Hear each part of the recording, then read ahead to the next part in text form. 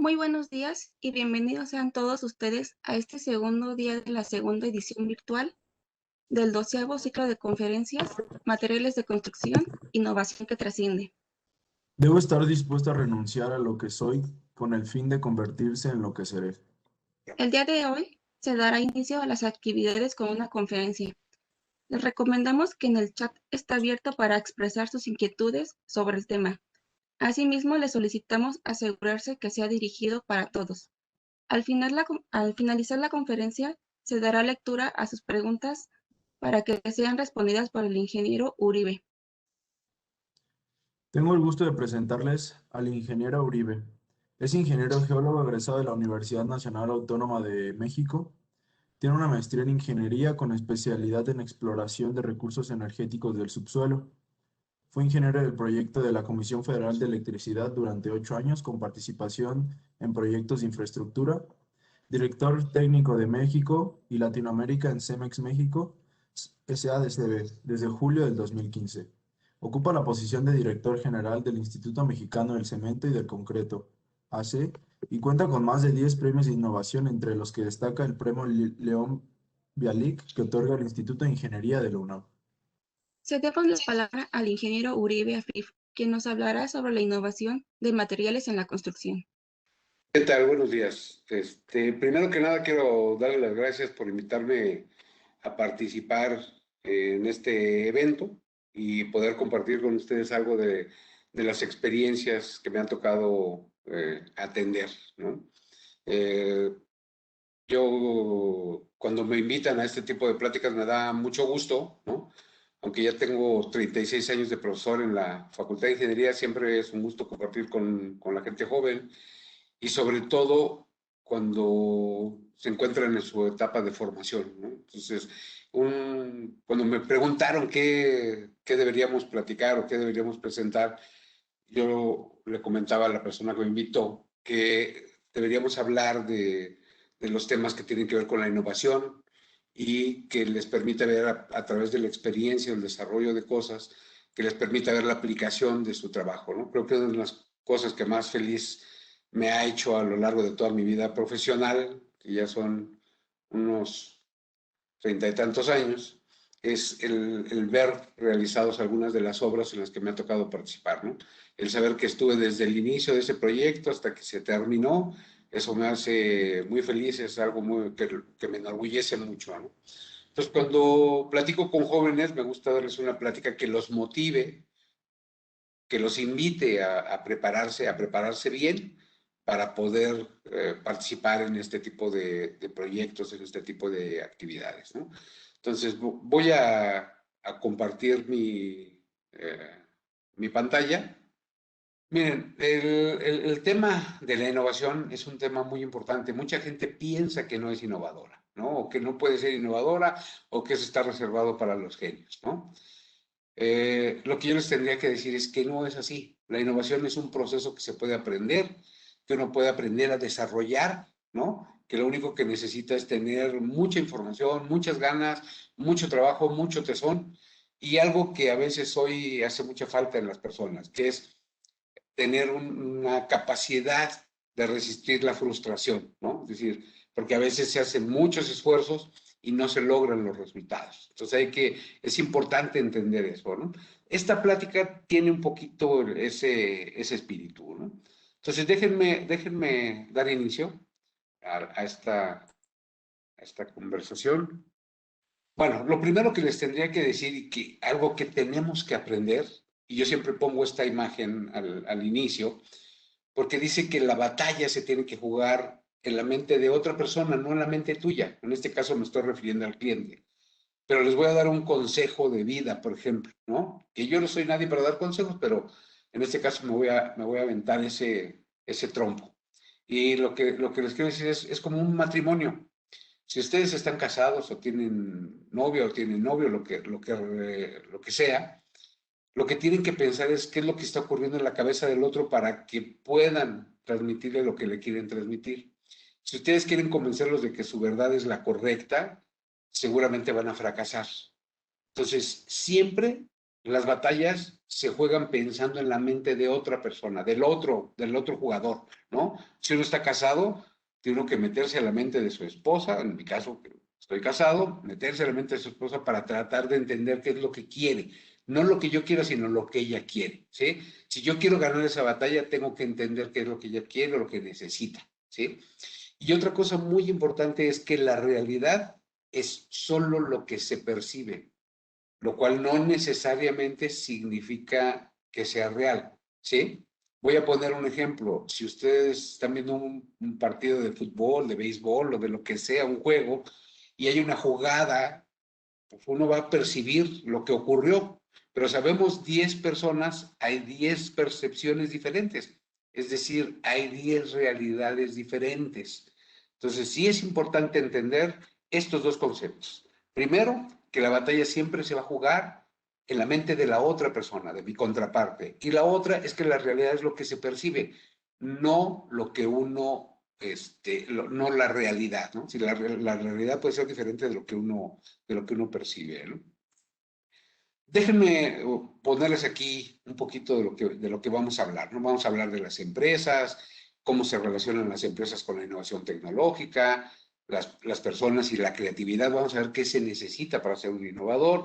Y les voy a hablar un poquito de casos de éxitos que me ha tocado vivir. Durante 25 años trabajé en Cementos Mexicanos, entonces voy a usar algunos de los casos en los que me tocó participar o vivir de manera directa los proyectos para compartirles estos éxitos, ¿no? Entonces, primero vamos a hablar de las empresas, qué es lo que hacen las empresas. Déjenme usar esta imagen porque es importante lo que en ella se contiene por lo siguiente, ¿no? Cuando uno trabaja en una empresa, uno tiene que identificar qué tipo de empresa es la que uno está trabajando o la que uno quiere hacer en la empresa que está uno trabajando, ¿no? Hay empresas que hacen que las cosas sucedan, ¿no? Es decir, yo quiero que ocurra algo, bueno, yo empresa me voy a abocar a trabajar para lograr eso que quiero que ocurra o que mi empresa haga. Hay algunas otras empresas que lo que hacen es ver lo que pasó, ¿no? O sea, ver lo que está pasando y toman medidas al respecto si es que las toman, ¿no? Y algunas otras empresas lo que dicen es, caramba, ¿qué fue lo que pasó? ¿Sí? O sea, ¿cómo es que me quedé fuera del negocio si yo soy una empresa tan buena, ¿no? Y les voy a poner un ejemplo muy simple. Es muy factible que ustedes no conozcan una marca que se llamaba Kodak, ¿no? Kodak era una marca de cámaras fotográficas que fue importantísima hace muchos años a nivel mundial, era una empresa gigantesca y esa empresa no hizo los cambios que tenía que hacer y al momento es muy probable que alguno de ustedes ni siquiera la conozca, pero en su momento fue una de las compañías más importantes, ¿no? Entonces, la imagen que tengo ahí, que habla de la vivienda, es un poquito lo que les quiero mostrar y voy a avanzar para mostrarles una gráfica y ahorita me voy a regresar a explicar esa gráfica, ¿no? Lo primero es, déjenme ponerles el asunto. En 1997, el mercado de la vivienda en México estaba dominado al 100% por las viviendas de mampostería, es decir, aquellas que usan bloc o ladrillo rojo recocido. Es decir, en 1997 no había ninguna sola vivienda que fuera construida de otra manera que no fuera esa, o incluso de maneras artesanales o vernáculos, como les llaman, que son adobe y cosas así, ¿no? Entonces, en 1997 a mí me tocaba dirigir el Centro de Tecnología de Cemex e hicimos un análisis de qué es lo que iba a pasar con el mercado, qué es lo que iba a ocurrir con el mercado de la vivienda. Por un lado estábamos oyendo que Infonavit iba a entregar 1 millón de créditos a la vivienda y por el otro lado oíamos al presidente decir que íbamos a trabajar para hacer el mayor número de viviendas en la historia de este país.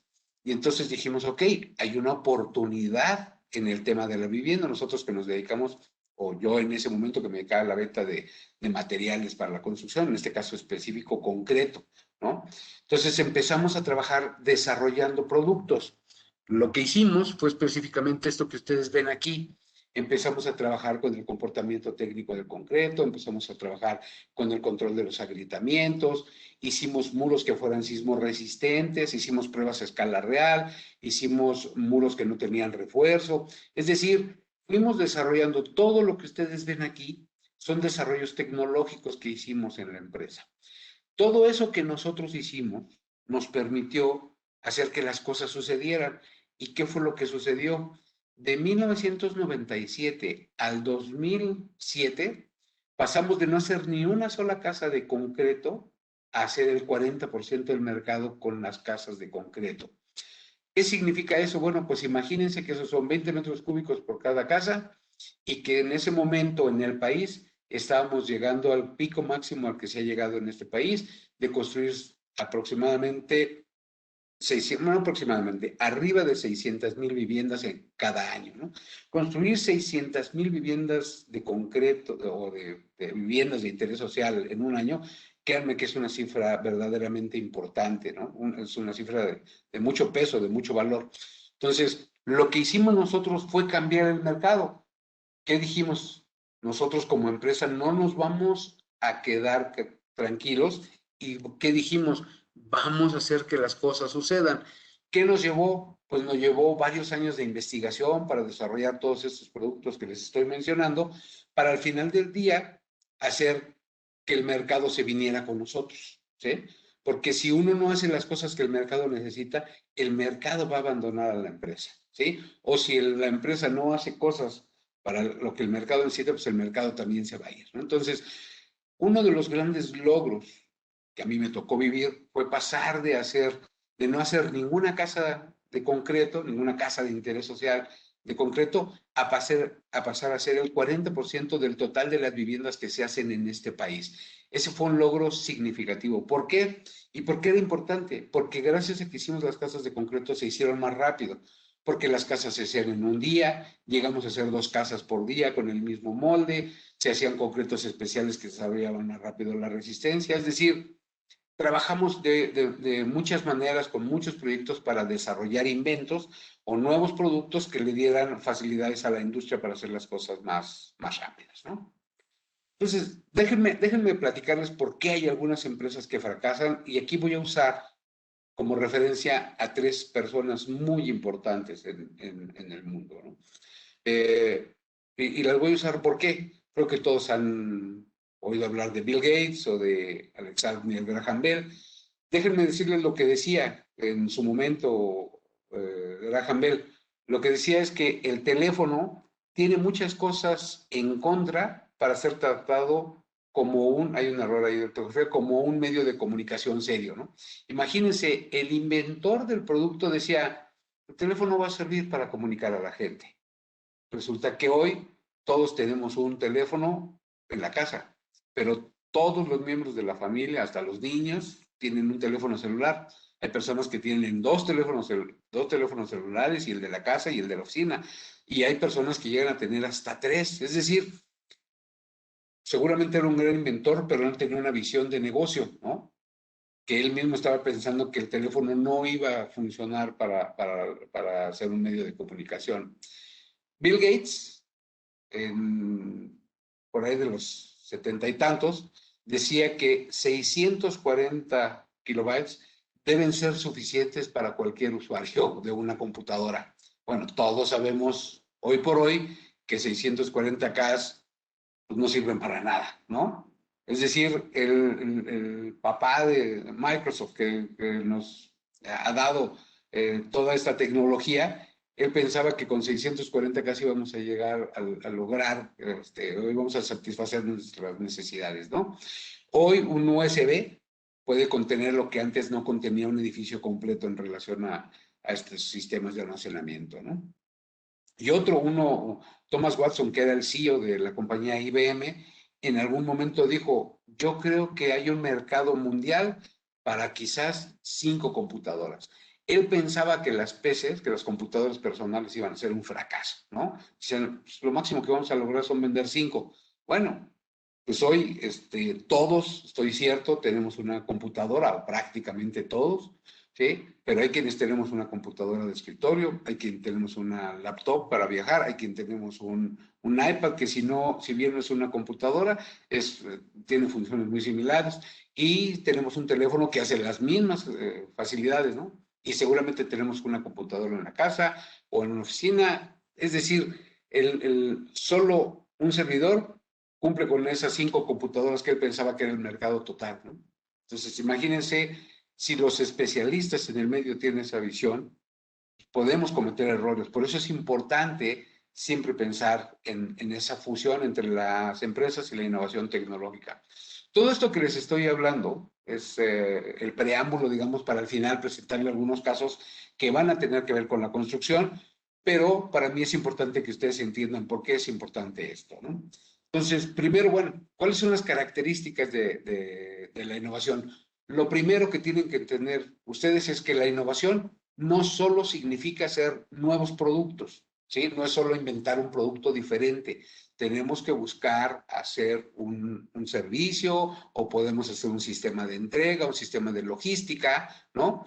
Por ejemplo, ahí dice Pizza Hut, pero yo pondría a Domino's, ¿no? Quien crea que Domino's vende pizzas o que McDonald's vende hamburguesas, está equivocado. Lo que ellos venden es una solución para comer rápidamente, ¿no? De hecho, cuando empezó Domino's decía, bueno, en menos de 30 minutos tú vas a tener la pizza enfrente de ti. ¿Qué significa eso? No estoy vendiéndote la pizza, estoy vendiéndote que en 30 minutos voy a poder llegar hasta donde tú estés y te voy a entregar un alimento que vas a poder comer, ¿no? Lo mismo con las hamburguesas. Cuando empezó McDonald's, por eso el tema de la comida rápida, ¿no? Tú te podías firmar y estabas seguro que en menos de 5 minutos ibas a estar sentado tomando tus alimentos, ¿no? Entonces, no solo productos, hay servicios, hay logística, hay muchas cosas que incluyen en la innovación, ¿sí? Obviamente, la otra es, la innovación no solo tiene que ver con desarrollos tecnológicos, la innovación tiene que ver con trabajar con la mente del otro. Déjenme mostrarles esto para que me entiendan, ¿sí? Esta es una campaña publicitaria, ¿sí? Son los que premiaron en la fecha que ustedes vieron ahí, y todas estas son innovaciones, es gente que está tratando de convencer a alguien de algo, ¿no? Aquí vemos a Levi's tratando de convencernos, innovando, diciendo que la mezclilla es para ambos sexos. Originalmente solo la mezclilla era usada por hombres o solo era usada por trabajadores que se dedicaban a trabajos ásperos o muy arduos o complicados, ¿no? Por su resistencia, por su dureza, por muchas razones, ¿no? Y hoy es una prenda completamente diferente, que además puede alcanzar precios fuera de lugar, ¿no? Lancôme, por ejemplo, ¿sí? Está utilizando un código de barras para simular las pestañas. Aquí, pues no, las imágenes se explican por sí solas, no voy a abundar más en ello.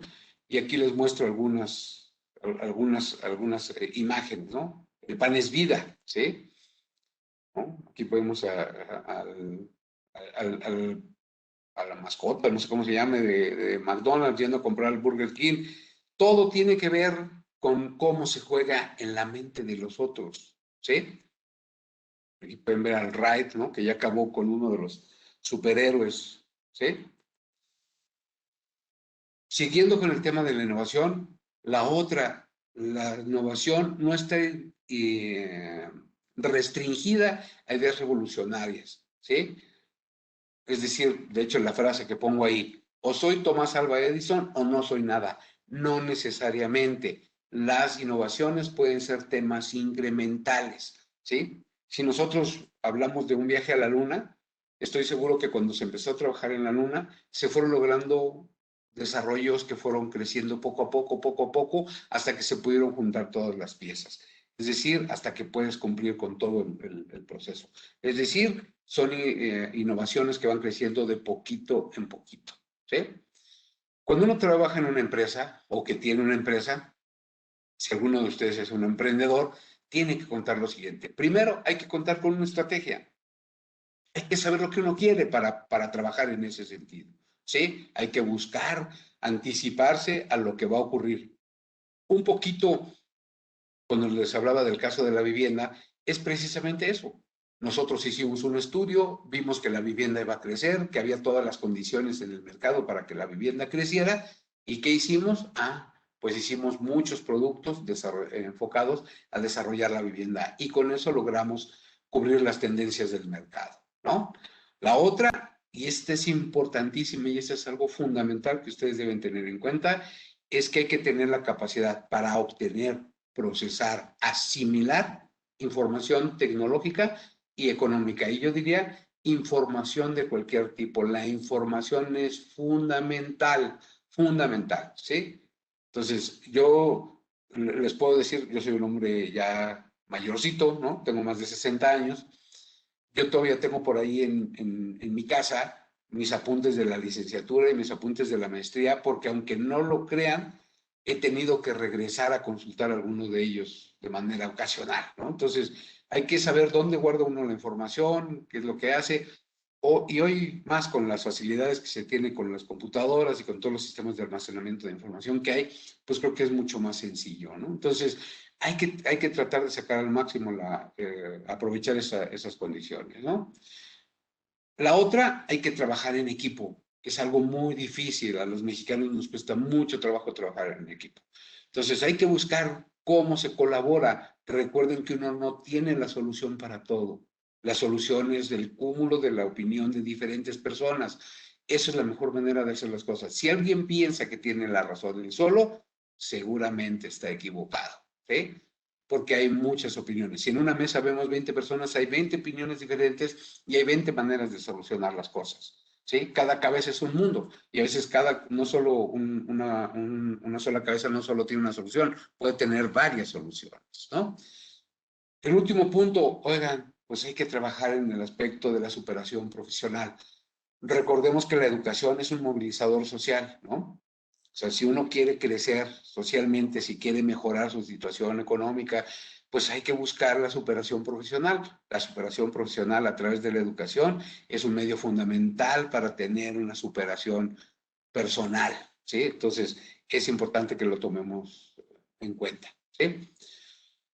De manera esquemática, la innovación, cómo se traduce?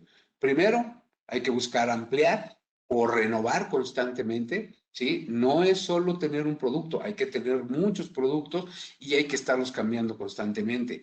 ¿Por qué? Porque las cosas tienden a caducar, tienden a frenar, ¿sí? Entonces hay que buscar cómo lo hacemos. Lo podemos hacer con productos, con servicios, con procesos productivos. Hay que buscar los cambios de la organización y en la gestión. Y aquí les tengo un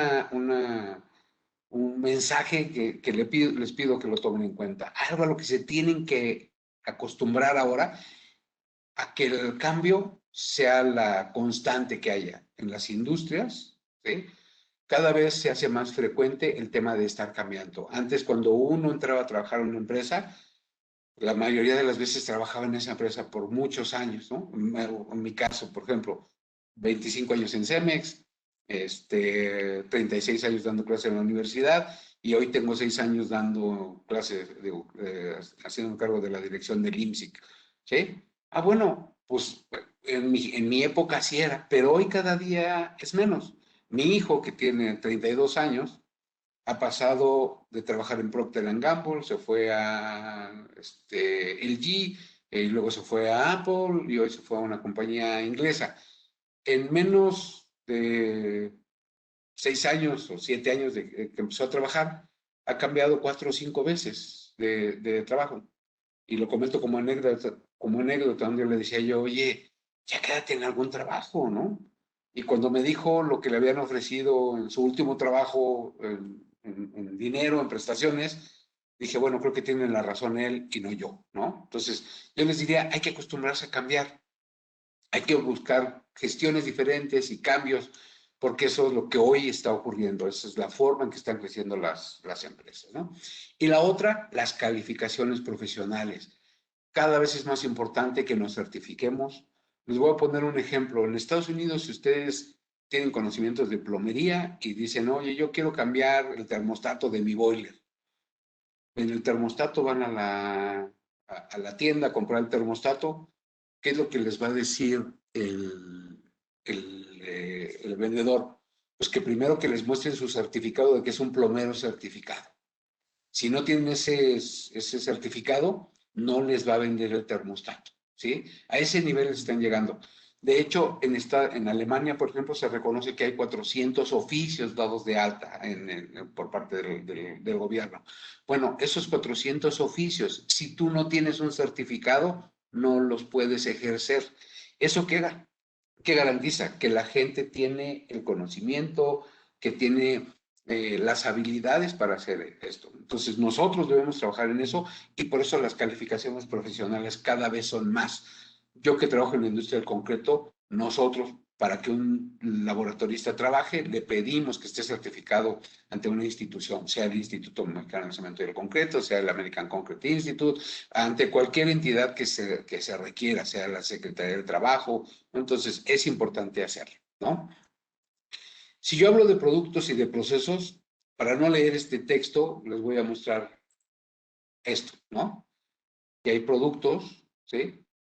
Para que vean cómo se pueden desarrollar, cómo la innovación hace que las cosas vayan ocurriendo de manera diferente. Yo sé, este es un poquito político, no le hagan mucho caso, ni para un lado ni para otro. Hay algunos que piensan esto, ¿no? Si me voy al tema del proceso, esta es una imagen un poco perturbadora porque yo los invito a que se pongan en la posición en la que está aquí, ¿sí?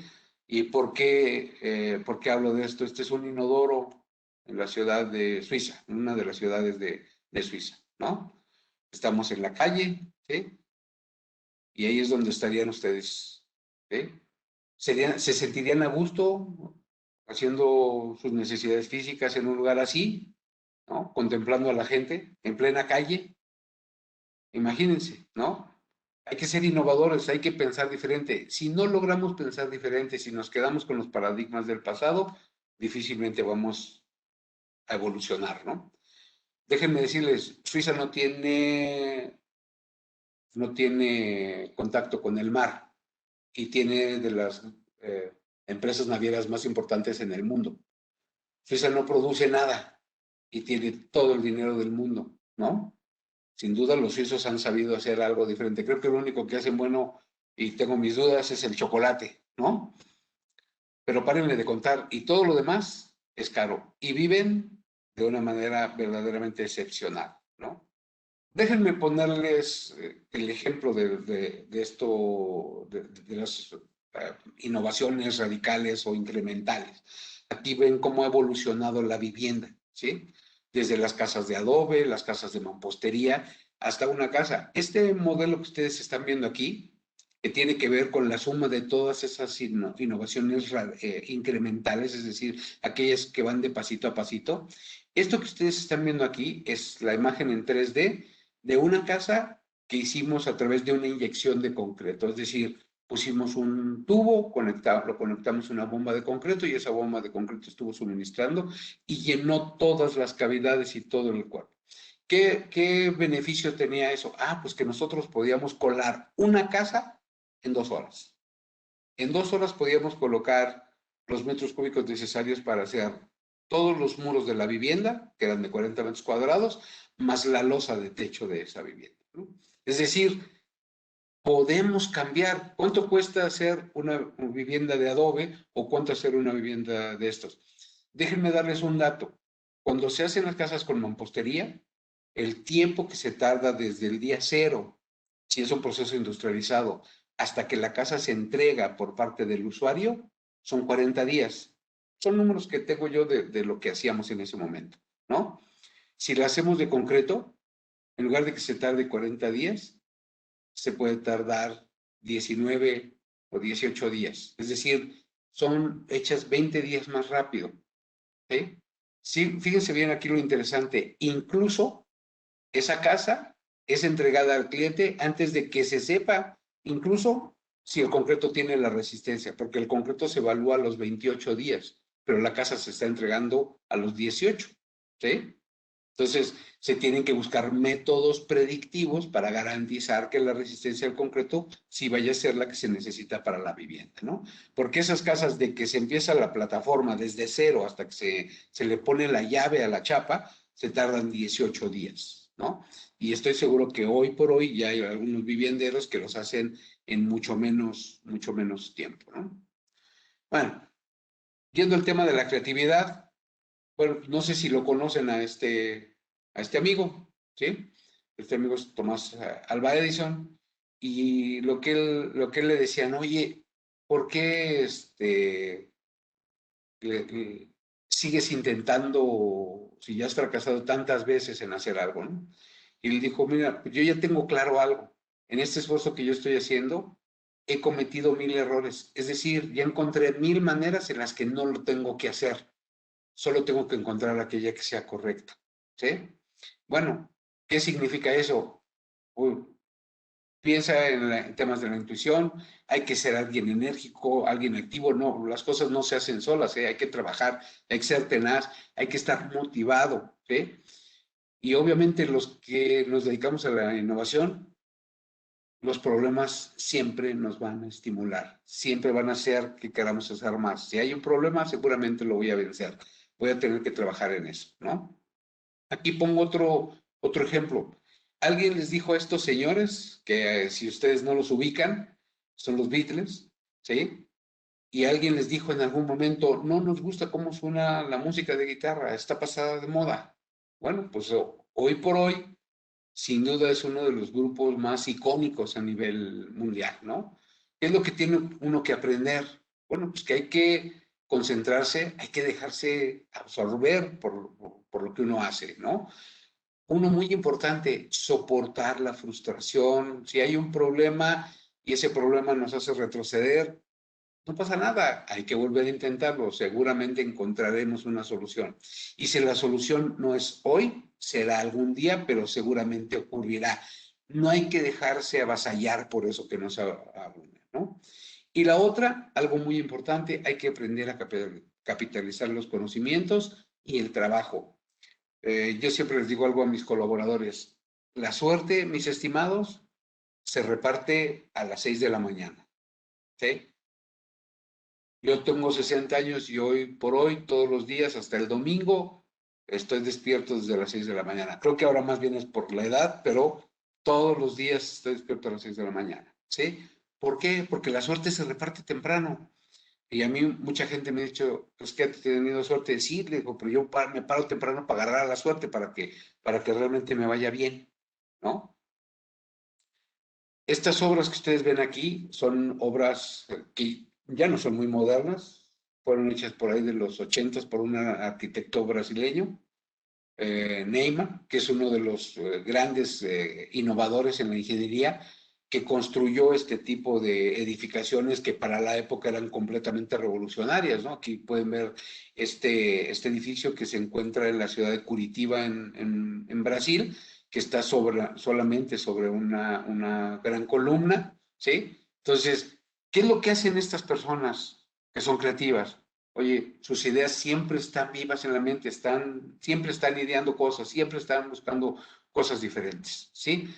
Algo que aprende, no todo es una regla, no todo es cuadrado, ¿sí? Hay que buscar que las situaciones puedan ser ambiguas, que sean vagas, y con eso hay que trabajar, ¿sí? Hay que jugar con los conceptos.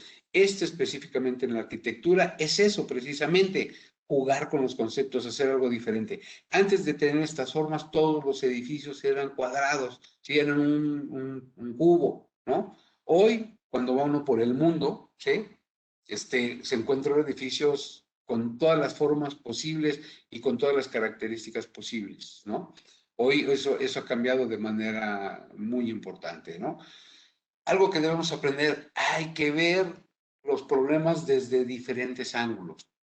Tengo ya, la verdad es que muchos años de ser jefe de algo, así sea de asuntos sin importancia, pero tengo muchos años de ser jefe de personas, y algo que siempre ha caracterizado a mis equipos es que mis equipos están integrados por gentes con conocimientos multidisciplinarios, ¿no? Yo hoy que dirijo el Instituto Mexicano del Cemento y del Concreto, uno pensaría que solo hay ingenieros civiles aquí, y no. Aquí tengo arquitectos, tengo ingenieros químicos, tengo ingenieros geólogos, tengo ingenieros geofísicos, tengo mineros, tengo de todo, ¿sí? ¿Por qué? Porque todos tienen enfoques diferentes, ¿sí? Finalmente, tecnología del concreto, todos van a poder aprender, pero esa visión múltiple es importante de buscar a través de personas con formaciones diferentes, ¿no? Cuando dirigía yo el Centro de Tecnología de Cemex, una de las cosas que repetía yo de manera constante es que en ese centro de investigación, de manera ocasional, a pesar de que nos dedicábamos al concreto, de manera ocasional teníamos ingenieros civiles, ¿no? Porque todos los que estaban ahí eran licenciados, eran ingenieros industriales, ingenieros en sistemas, era un equipo muy diverso, ¿no? Entonces, hay que ver las cosas desde puntos de vista diferentes. Es muy difícil que uno solo pueda tener la solución de todo lo que puede pasar, ¿no? Obviamente hay que aprender a llegar al fondo a los problemas, hay que saber de eso, ¿no? Hay que buscarlo cómo, ¿no? Déjenme ponerles lo siguiente.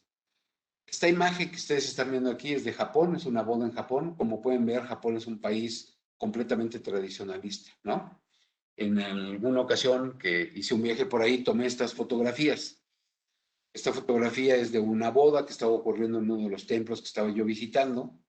Y pues como pueden ver por la vestimenta, por las características, pues Japón es un país completamente tradicional.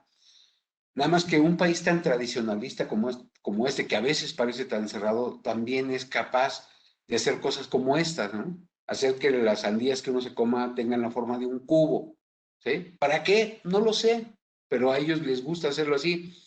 Y el tema es que esa sandía cuesta 700, o en el momento que yo fui a Japón, costaba 700 pesos, ¿sí? ¿Por qué eran cúbicas? Bueno, pues porque es una manera de llamar la atención para vender el producto. Lo hace diferente, hace que uno quiera probar, ¿no? Los japoneses son tan diferentes que hacen esto. Esta fotografía, que es un poco escatológica, les pido su comprensión. Este es el baño de mi hotel, el hotel al que yo llegué.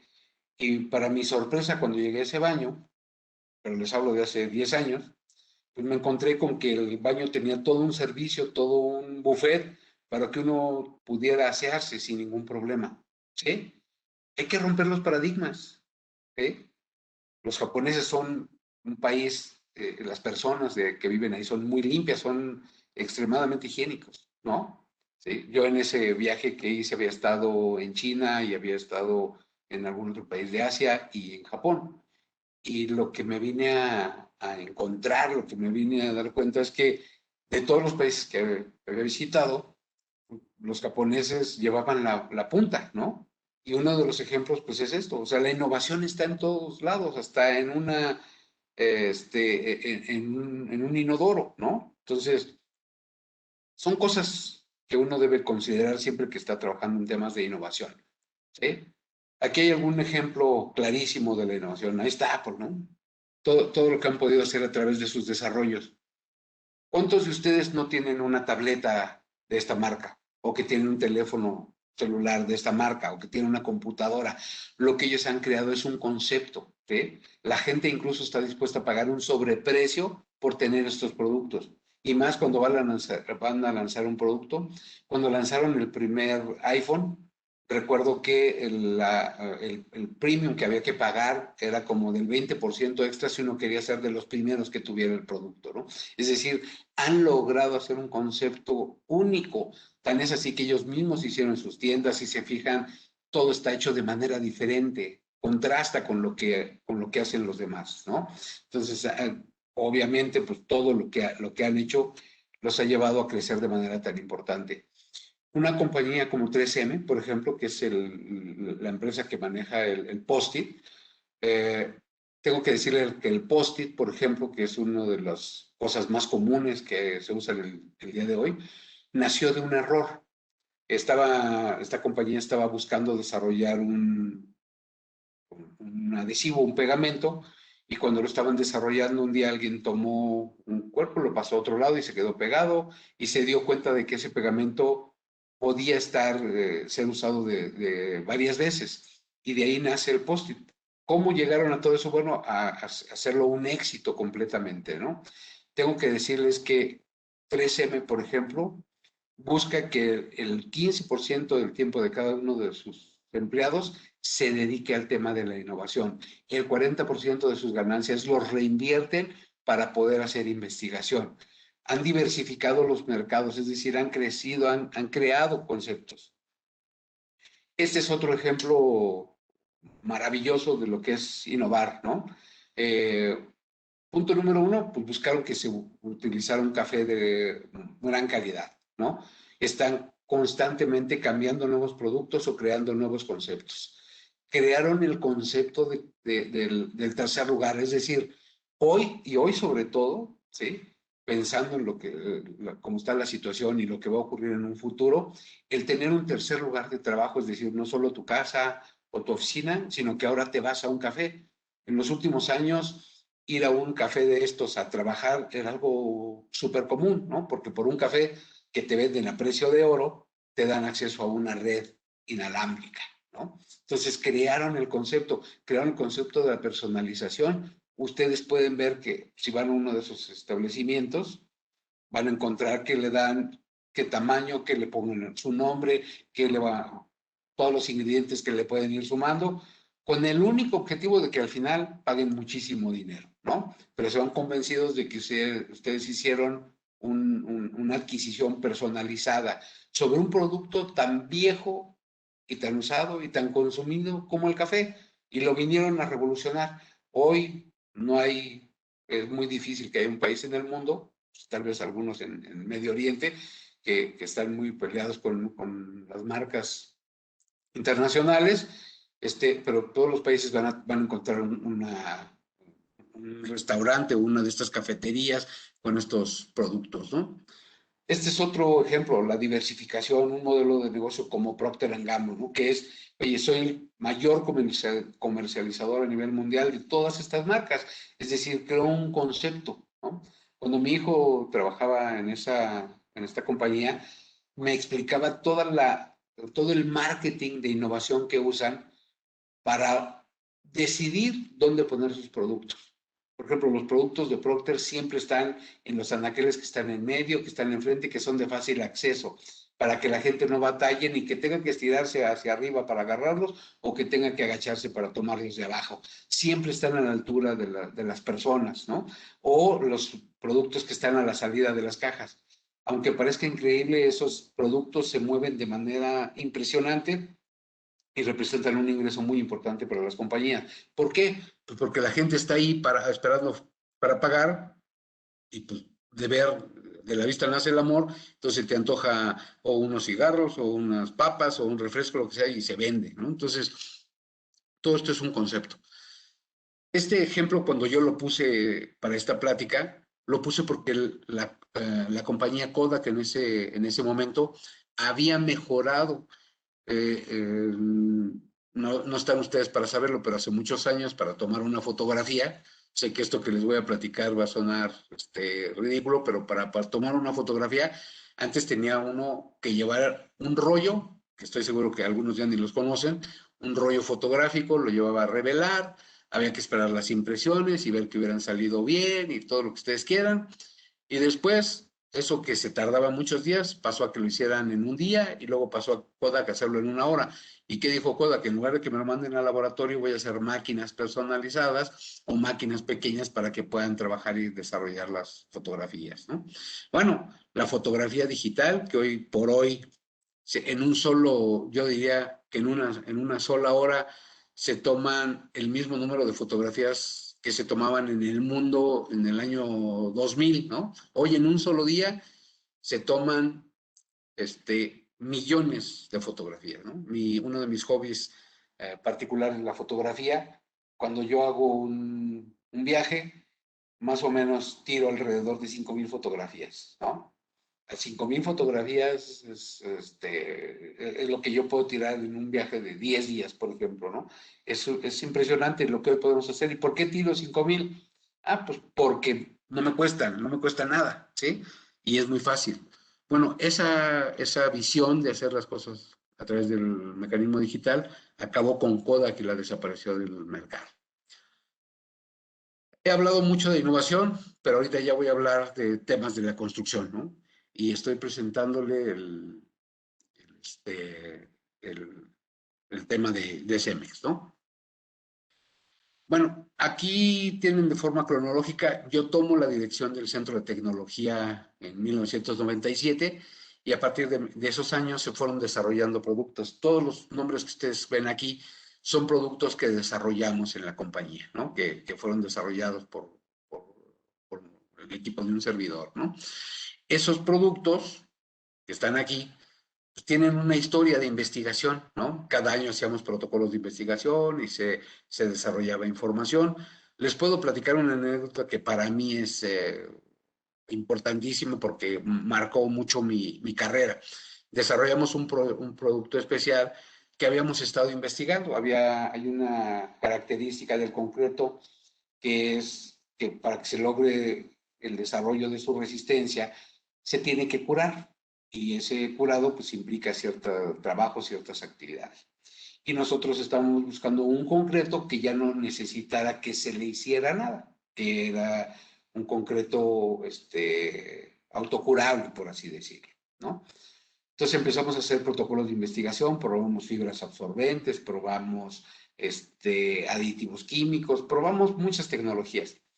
De hecho, cada año en los procesos, en las reuniones de ideación, yo hacía una reunión de ideación en diciembre y ahí juntaba todo mi equipo, me los llevaba a algún lugar, estuviéramos ahí encerrados unos días y poníamos sobre la mesa una lluvia de ideas y de ahí salían. Entonces hacíamos protocolos de investigación que se llevaban todo el año de acuerdo a los presupuestos de inversión que tenía yo disponibles, ¿no? Durante 8 años estuvimos investigando diferentes tecnologías para hacer ese concreto autocurable. 8 años de fracasos rotundos, ¿no? Es decir, teníamos una meta y la verdad es que no la lográbamos, si nos quedábamos lejísimos de la meta. Y en ese 8º año, recuerdo yo que estábamos teniendo la conversación y le decía yo a mi equipo, ¿será que tengamos que abandonar este proyecto? O sea, ya son 8 años de fracasos, 8 años de intentar, de probar y de ni siquiera acercarnos a la realidad. Y resulta que en el equipo había un ingeniero de minas. Y el ingeniero de minas dijo, ingeniero, ¿y por qué no probamos esta tecnología? Esta tecnología se usa en la minería para estos conceptos y tal. Y después de que tuvimos la reunión, dijimos, ok, vamos a darle una oportunidad en el año 9 para hacer un protocolo de investigación con eso. ¿Cuál va siendo nuestra sorpresa? Que en ese año 9, avanzamos, si no al 100%, avanzamos casi al 90% de lo que era la meta. Es decir, por primera vez habíamos logrado un avance considerable en el proceso de investigación de ese producto. En el siguiente año, en el año 10, con un nuevo protocolo de investigación, con lo que ya habíamos avanzado, finalmente logramos el producto. Se hicieron pruebas pilotos, se hicieron pruebas industrializadas y salimos al mercado. Salimos al mercado y normalmente los nuevos productos, cuando salían ahí en la compañía, andábamos vendiendo alrededor de 30,000 metros cúbicos al mes, 300,000, 400,000 al año. Cuando salió ese producto, por el éxito que tuvo, el primer año, un mes, llegamos a vender 1,000,000 de metros cúbicos de concreto. 1,000,000 de metros cúbicos de concreto es una bestialidad, ¿no? Entonces, imagínense la cantidad de dinero que recogimos, ¿no? Lo recogíamos con pala, esa es la verdad, ¿no? Teníamos una tecnología que nadie tenía, que solo la teníamos nosotros, que era un desarrollo propio, que estaba blindado, que teníamos la patente. Es decir, esa innovación nos permitió ganar mucho dinero. Logramos grandes avances, ¿sí? O sea, y hablo del dinero porque yo sé que mucha gente que es muy romántica habla de, no, pues que la tecnología y que los productos, sí, realmente, qué bueno, pero lo que nos importa a todos al final del día, y si alguien dice algo lo contrario está mintiendo, lo que nos importa es el dinero. Nosotros no somos hermanos de la caridad, tenemos que vivir, ¿no? Nos gusta comer bien, nos gusta viajar, ¿no? Entonces, esto es importante. Entonces, con eso hicimos todos estos productos que ustedes están viendo año por año. Como pueden ver, los procesos de innovación no son sencillos. Hay veces que hacíamos uno solo y hay veces que hacíamos muchos productos, ¿sí? Entonces aquí pueden ver todas las tecnologías que fuimos desarrollando. Yo fui invitado a jubilarme en el 2013 y ahí fue cuando paró mi función en Cemex y por eso hasta ahí tengo la información. ¿Qué ha pasado después de eso? Bueno, ahí seguramente alguien de Cemex les podrá platicar y compartir, ¿no? Fíjense bien lo interesante. ¿A qué nos llevó esta historia de crecimiento? Todos estos años en donde fuimos desarrollando productos, donde fuimos inventando cosas, nos llevó a que pasáramos de vender un producto común y corriente como el concreto normal y convencional, pasamos de vender el 100% de eso a pasar a vender el 46% de concretos de alto desempeño. ¿Qué significa? Que seguíamos vendiendo el concreto que usa todo mundo, el que no tiene ninguna propiedad diferenciadora, pero el 46% de los otros productos que vendíamos eran alguno de estos, ¿sí?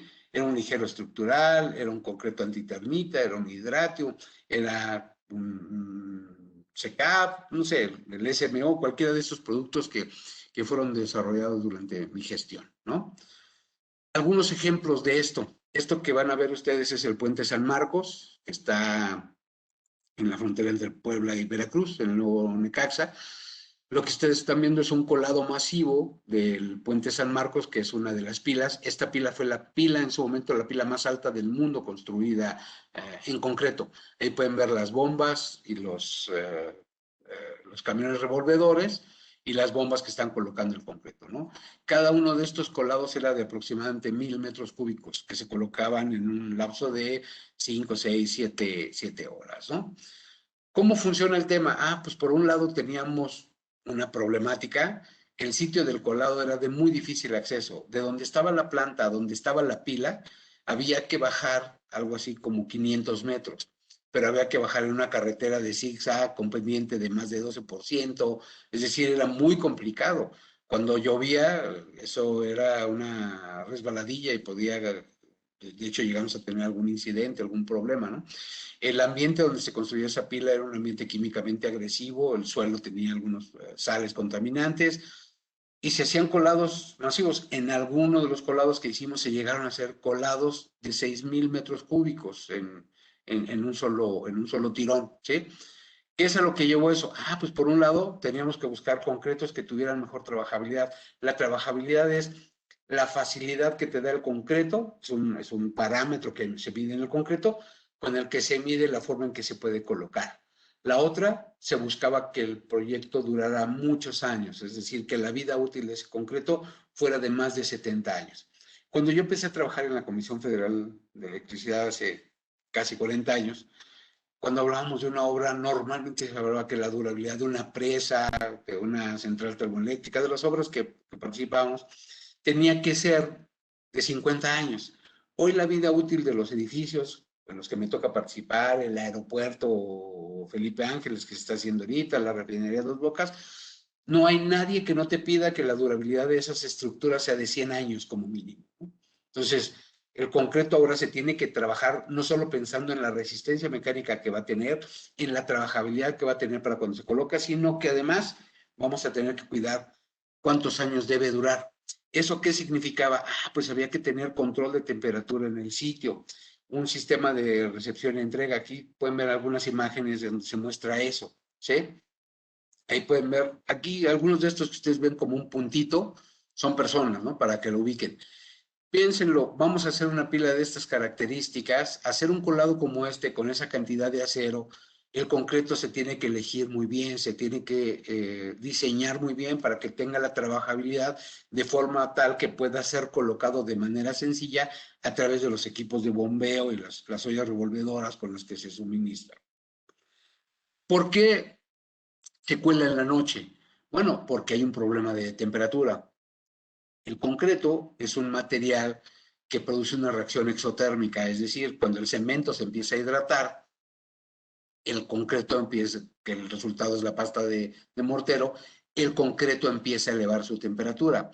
El problema del concreto es que si cuando se cuela de origen se calienta mucho, cuando se empieza a enfriar, se empieza a contraer.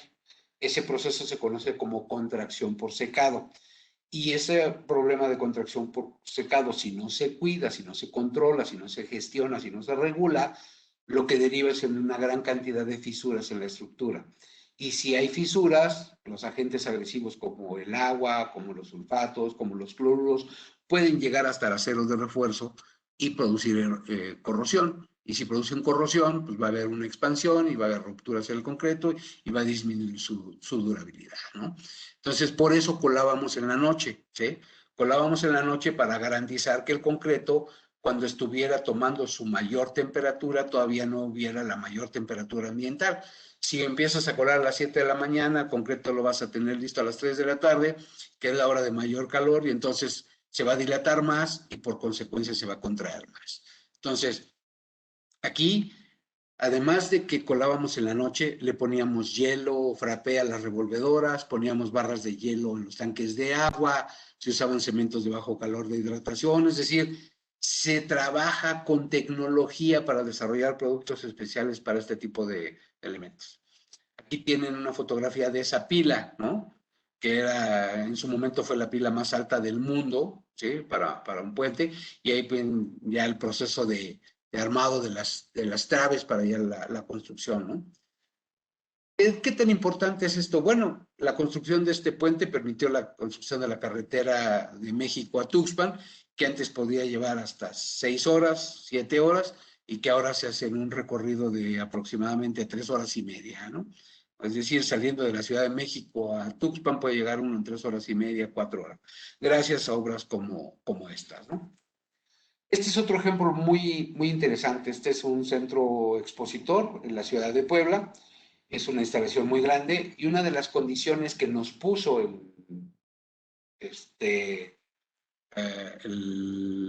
la persona que nos contrató es que tuviera la menor cantidad de juntas de construcción, ¿no?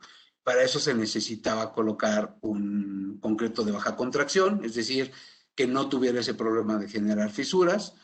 ¿Y pues, qué es lo que hicimos nosotros? Bueno, lo que hicimos fue losas de 100%. Si ustedes ven un piso, normalmente se colan en forma de tablero de ajedrez, con losas de 4x4, de 4 por algo, ¿no? 4x3, lo que sea. Aquí lo que se hizo fueron losas de 100% y se le colocaron unos torones. ¿Qué es lo que hicimos? Que una vez que se colocó para el espacio tan grande que está ahí, fíjense bien lo que está, en lugar de colocar muchísimos tableros de 4x4, se hicieron losas de 100%. Es decir, cada día que colábamos una hectárea completa. ¿Cómo lo hicimos? Bueno, pues buscando la forma de que el concreto no se contrajera. Gracias a eso pudimos hacer que esté claro tan grande. ¿Cuál era la virtud? Que este centro expositor no iba a tener juntas, no iba a tener columnas, porque eso permite que se maneje de manera muy sencilla toda la logística para cuando se hacen las ferias. Si tú tuvieras columnas, pues tienes problemas para instalar cosas. En cambio aquí no tienes ninguna columna, el claro es de 100 metros y puedes hacer lo que quieras con este tipo de estructuras, ¿no?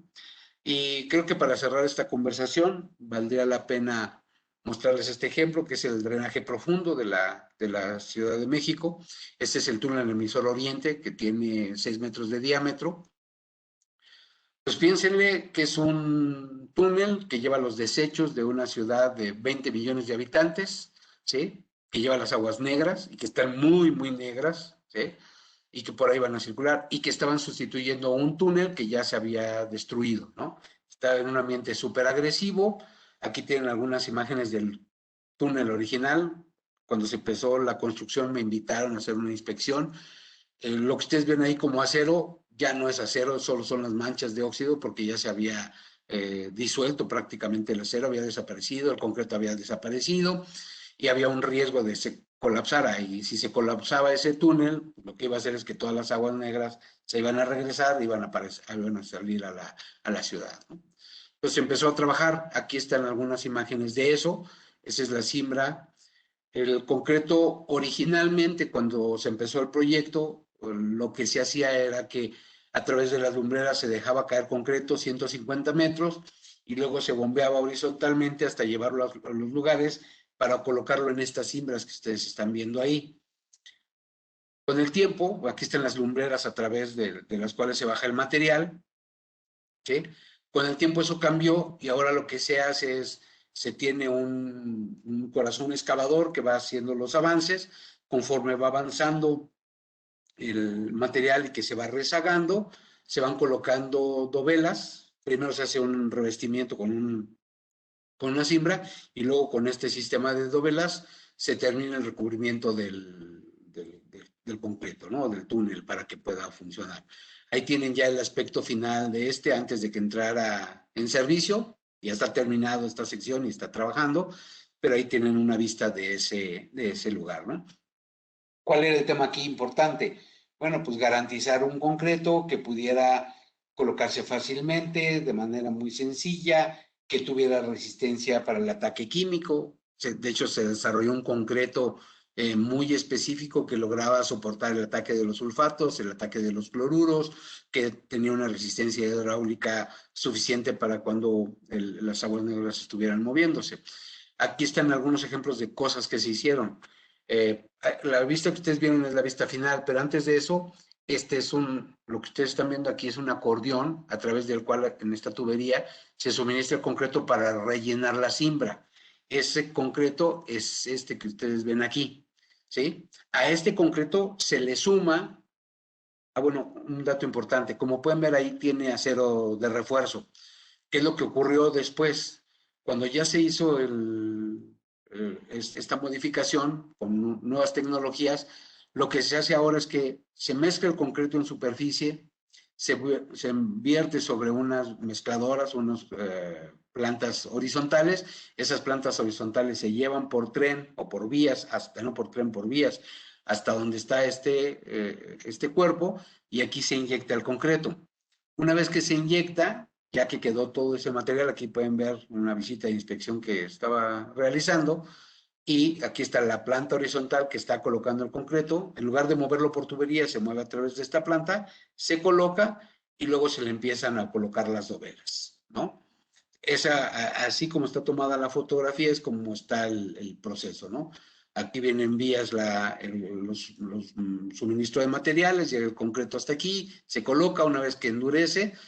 Uno de los cambios importantes es que este concreto que ustedes ven aquí ya no llevaba acero de refuerzo, se había sustituido por fibras de polipropileno para garantizar que no hubiera... Si el acero se oxida, las fibras de propileno tienen una durabilidad muy importante, ¿no? Vi que estaban llegando algunas preguntas por el chat, nada más que estaba yo tratando de concentrarme en dar la charla, pero quedo a sus órdenes. Si tuvieran alguna inquietud, alguna pregunta, pues cuenten con, si está en mis manos, respondérselas. Sí, ingeniero, muchísimas gracias por su gran aportación y bueno, pues agradecemos su participación. A continuación daremos inicio a la sesión de preguntas y respuestas que se llevará a cabo por nuestra compañera Liz. Adelante, Liz. Buenos días, ingeniero. Por nuestra maestra Marcela, tenemos desde su punto de vista personal, ¿qué es lo que una persona requiere para generar pensamientos innovadores? Primero que nada, bueno, traté de ponerlo, necesita ser muy necio, muy terco, ¿no? Necesita tener mucha paciencia, tener una gran capacidad para resistir la frustración. Cuando algo no sale bien, hay que volverlo a intentar y hay que volverlo a intentar hasta que salga, ¿sí? Y la otra, tener una mente abierta, ¿sí? Yo siempre pongo como ejemplo lo siguiente. A mí me preguntan que por qué estudié geología, porque la geología no es una carrera muy común y de mucha demanda. Y mucha gente me ha preguntado, ¿no? ¿Por qué estudiaste esto? Yo vengo de una familia pocos recursos y mi sueño desde niño, yo empecé a leer muy chiquitillo, mi sueño era viajar. Y mi sueño era viajar y yo siempre quise viajar.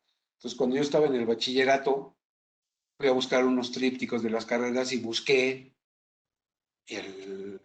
cuáles son las carreras que viajaban. Y encontré que biología, ¿no? Entonces, había unas pláticas que daban unos profesores y entonces yo fui a la plática del profesor y del biólogo, pero la verdad es que me dio una plática malísima. Entonces, él decía, no, pues es que se gana poco y termina uno dando clases y ponía un panorama terrible, ¿no? Entonces dije, no voy a ser biólogo. Fui a varias y la verdad es que nunca me convenció. Y un día, por azar del destino, un amigo me dice, oye, vamos a ir a la plática del geólogo, a ver cómo está. Bueno, ok, vamos a oírla. Y me encontré con un tipo desparpajado, relajiento, Dijo, bueno, acabo de regresar del Cañón del Colorado y estuve en no sé dónde, y platicó una cantidad de viajes impresionantes. Y yo dije, bueno, creo que ahí está la respuesta. No sé qué haga un geólogo, pero me voy a dedicar a la geología. A raíz de eso, tengo la fortuna de conocer los 5 continentes, he estado en 90 países diferentes y he estado 2 veces en el Polo Norte, ¿no? Entonces, se necesita ser muy necio y se necesita buscar lo que uno quiere para poder lograr, ¿no? Mi meta es llegar a conocer 100 países del mundo, que es la mitad, de acuerdo con la Organización de Naciones Unidas son 200, mi meta es conocer 100, ¿sí? O un poco más, lo que me alcance de aquí a que me alcance la llorona, ¿no? Entonces, se necesita eso, se necesita mucho. Yo puedo decir que soy innovador y no lo digo de manera arrogante. ¿Por qué? He ganado 10 premios de innovación, tengo un par de patentes, ¿sí? Muchos de los productos que se utilizan hoy en la industria de la construcción fueron desarrollados por un servidor y su equipo, o sea, no yo solo, evidentemente, por mi equipo de trabajo. Y el tema de viajar además me dio algo muy importante, me enseñó la diversidad. La diversidad es importantísima, a no creer que se tiene una sola respuesta, ¿no? Si uno va a cualquier otra parte del mundo, va a encontrar soluciones diferentes. Esas soluciones diferentes van a nutrir, ¿no? Entonces, yo creo que ahí es importante. Es importante que se tengan esas características. Y que seas chambeador, que chambees todos los días, todos los días, todos los días, ¿sí? Yo hasta cuando paseo, estoy trabajando, ¿no? Sí, muchas gracias, ingeniero. Por parte de nuestro compañero Pablo Rocha, tenemos actualmente percibe una enorme desigualdad en cuanto a las empresas y quisiera saber cuál es su opinión respecto a ello. ¿Cuál es el camino correcto para una MIPYME para poder destacar sobre las grandes empresas? Considero que darle valor agregado a nuestro producto es importante, pero creo hay un enorme reto porque hay grandes empresas como Amazon, Google, Facebook que prácticamente copian tu innovación y fácilmente te sacan del mercado debido a su gran fama, logística y nombre.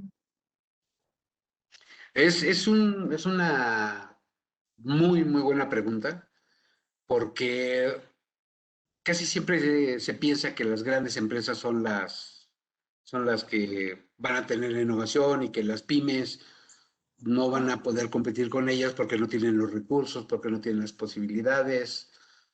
Yo vengo de trabajar en una empresa muy grande, ¿no? Y hoy estoy en una empresa que no es una empresa, es un centro de investigación pequeñito, pero que pues compite con los servicios, ¿no? Y déjenme ponérselos así. La única manera que yo veo de poder ganarle la carrera a esas grandes empresas no es competir con la fuerza, ¿sí? Porque seguramente ellos tienen más músculo que nosotros, ¿sí? Tienen más dinero, tienen más recursos, tienen más fuentes.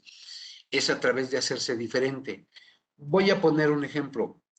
¿Cuántas personas hay con una excelente voz, que tiene una voz maravillosa, ¿sí?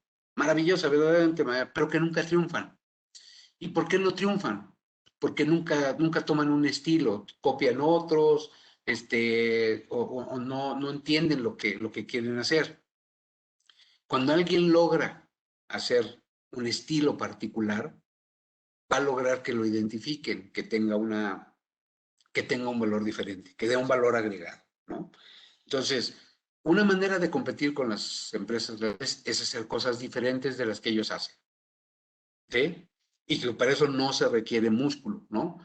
Yo, por ejemplo, hoy que no tengo un gran presupuesto de investigación, estamos trabajando en el desarrollo de una plataforma educativa que nos ha permitido capacitar gente. En un seminario que dimos hace poco, había gente en Finlandia, en China, oyendo una capacitación en español, ¿no? Mexicanos hay en todos lados, o latinos hay en todos lados. Entonces teníamos gente en Panamá, en Costa Rica, en México, en Estados Unidos, Canadá, en varios países de Europa, en China, en Finlandia. Me sorprendió mucho porque había gente en Finlandia, seguramente hay un mexicano ahí o algún latino trabajando, ¿no? Entonces, no puedo competir con una universidad que tiene muchos recursos, pero sí puedo hacer algo que le dé acceso a la gente a mi material, ¿sí? Y para eso tengo que crear un concepto, que crear una imagen, que crear una identidad, crear un estilo. Si ustedes crean un estilo, se van a diferenciar y la gente va, obviamente si dan un valor agregado, va a encontrar algo de valor para hacerlo, ¿no?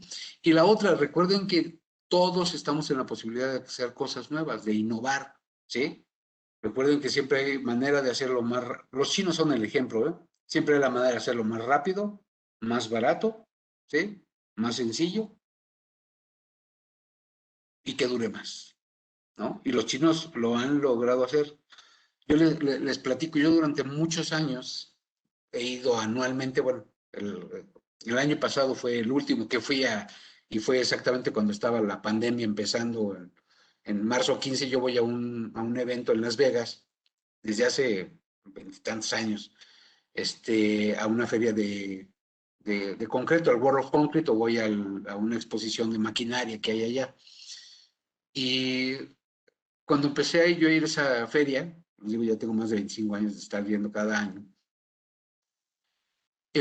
empezaron a ir los chinos. Como 10 años después empezaron a ir los chinos a esa feria a exponer sus equipos. Y me acuerdo que nosotros íbamos a buscar equipos para comprar y todo eso que se hace en las ferias.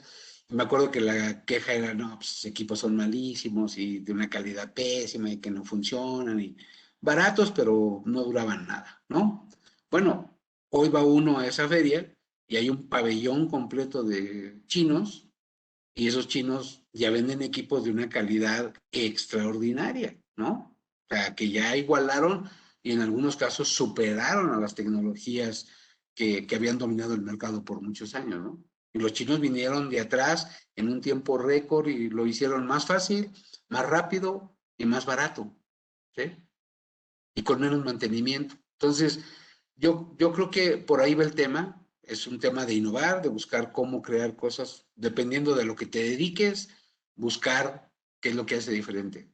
Y yo siempre hago un ejercicio y los invito a que lo hagan, ¿eh? Los invito a que lo hagan, porque es un ejercicio que yo hago con mis equipos de trabajo. Es un ejercicio que no lo inventé yo, alguien lo desarrolló y se llama el mundo perfecto. Uno lo que debe hacer es sentarse y háganlo ustedes para su casa. Piensen en su casa, siéntense, cierren los ojos y pónganse a pensar cuál sería la casa perfecta que ustedes quieren, ¿sí? Vean qué es lo que quieren que tengan, ¿sí? Qué es lo que quieren cómo funcione, piénsenlo. Y una vez que lo piensen, vean lo que les falta y vayan de manera incremental haciendo que esa casa que ustedes tienen ahora, donde viven, donde están, se convierta en ese lugar perfecto que ustedes quieren, ¿sí? Yo ese ejercicio lo he hecho con mi casa y para mí es el lugar perfecto, ¿sí? Porque tiene todo lo que necesito, todo lo que en algún momento he necesitado o que he querido, lo he ido colocando. Y en el mundo perfecto es lo mismo. Si yo me dedico al concreto y yo quiero hacer un edificio de gran altura y necesito concretos de alta resistencia, pues tengo que pensar cómo voy a diseñar eso. Entonces, ese mundo perfecto lo que me va a ir poniendo metas y con esas metas, pues yo voy a poder desarrollar lo que verdaderamente necesito, ¿sí? Y me va a dar, a veces me va a dar una innovación radical y a veces me va a dar una innovación incremental. Es muy importante que ustedes entiendan que las innovaciones radicales son circunstanciales, no siempre se dan, ¿sí? Llegar a la luna nos significó muchos años de trabajo. Bueno, no a nosotros, no a mí, no, a los seres humanos, ¿no? Le significó mucho trabajo. Pero no fueron innovaciones radicales de un día para otro, fueron poquito a poco, poquito a poco, poquito a poco, hasta que se logró, ¿no? Ahorita está el tema de ir a Marte, ¿no? No sé a qué carajos vamos a ir, pero vamos a ir, ¿sí? Entonces, vean la carrera cuántos años ha llevado. Las metas de un innovador no son metas de corto plazo. Cuando a mí me contrata alguna empresa como asesor, cuando me han invitado a algún proyecto de investigación y todo, lo primero que les digo es, no quieran, porque normalmente así son los jefes, no quieran resultados para mañana, no quieran resultados para pasado mañana. A lo mejor sí, pero lo más probable es que pase mucho tiempo antes de que puedas cosechar ese dinero, ¿no? O que puedas tener un beneficio de eso. Las innovaciones no son tan inmediatas, ¿no? ¿Sí? Sobre todo en el tema de productos, ¿no? En el tema de servicios es más fácil. Una vez más Mucho, agradecemos su invaluable participación en el 12º ciclo de conferencias Materiales de Construcción, Innovación que Trasciende. Me permitiré a dar lectura a su reconocimiento, el cual en estos momentos se encuentra en su bandeja de correo electrónico. La Universidad de Guanajuato, Campus Celaya Salvatierra, otorga el presente reconocimiento al ingeniero Roberto Uribe Afif por su destacada participación como ponente en el 12º ciclo de conferencias de Ingeniería Civil, con el tema Innovación de materiales en la construcción. Celaya, Guanajuato, 24 de marzo del 2021. Muy bien, pues muchas gracias de mi parte, jóvenes, un placer. Espero que les sea de utilidad.